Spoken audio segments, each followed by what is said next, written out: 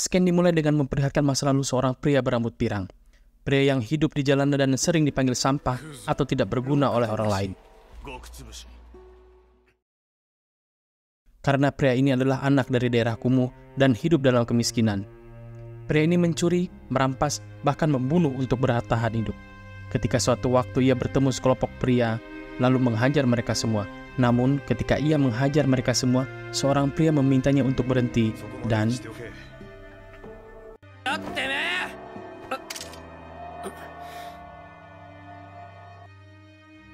ternyata pria berambut pirang tadi adalah Tenza yang sekarang menjadi salah satu pengawas dari klan Asaemon. Ialah yang bertanggung jawab mengawasi Nurugai. Mereka berdua saling berargumen di tepi pantai Pulau Shinsenkyo. Ketika mereka sedang berbicara di pantai, ada sosok berambut kuning oranye menghampiri mereka. Jika dilihat dari penampilannya, sepertinya ia adalah wanita, dan ia sepertinya salah satu penjaga Pulau Shinsenkyo, atau dengan kata lain, ia teman dari Tuan Tencent. Wanita ini datang karena merasa terganggu oleh suara berisik Tenza dan Nurugai. Dan benar saja, wanita ini berubah menjadi pria dalam sekejap, sama seperti pria yang ada pada episode 7.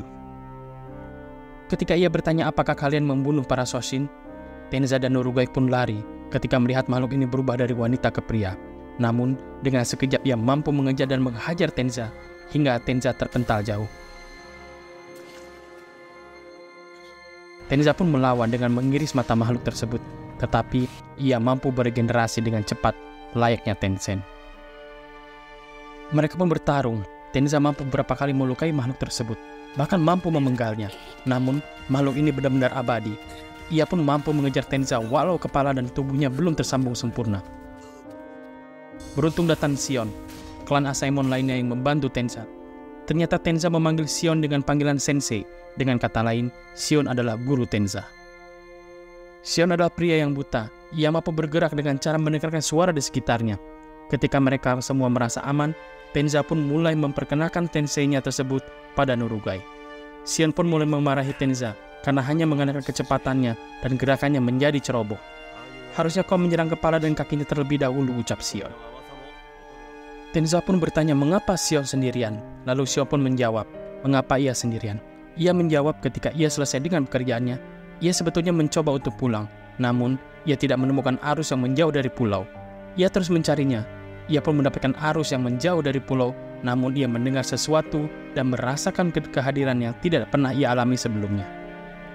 Sion pun akhirnya memutuskan untuk mencari yang lain karena keterbatasan visualnya.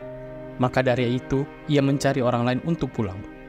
Ketika mereka berbincang, Sion menghunuskan katananya ke wajah Nurugai dan mulai bertanya, mengapa Tenza melindungi seorang penjahat. Ia pun menambahkan, jika ia sudah mengeksekusi penjahat yang mencoba merayunya.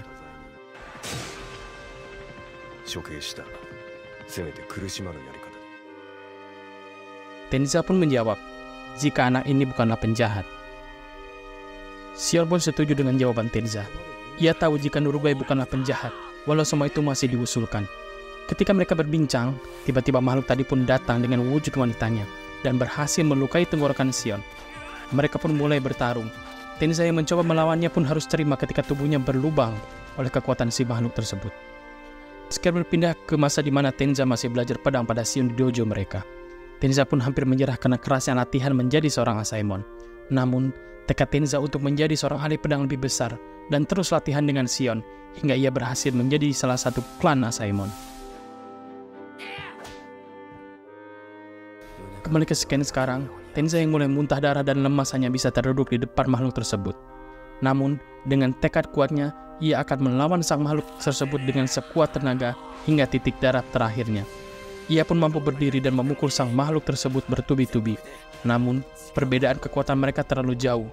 Tubuh Tenza pun kembali berlubang. Ketika hampir sekarat, Tenza pun meminta senseinya untuk kabur bersama Nurugai. Dan ia akan melawan makhluk tersebut dengan tujuan memperlambat, dan Sion juga Nurugai bisa kabur. Dan episode 8 pun selesai.